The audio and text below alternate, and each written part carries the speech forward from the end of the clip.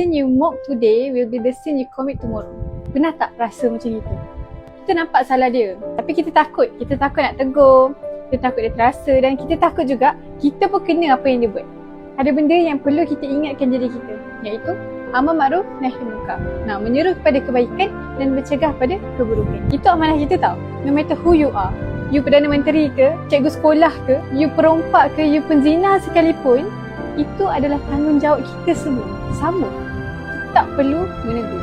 Kan dalam ayat Quran Allah ada sentuhkan dalam surah 33 ayat 70 sampai 71. Wahai orang-orang beriman, bertakwalah kamu kepada Allah dan ucaplah perkataan-perkataan yang benar. Percaya Allah akan perbaiki amal-amalmu dan mengampunkan dosa-dosa. Buatlah apa yang Allah suruh. InsyaAllah Allah akan perbaiki amal-amal kita.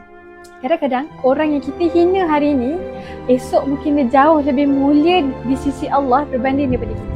Jadi tegurlah dengan baik dan juga cuba perbaiki diri kita juga. Okey, sampai sini faham?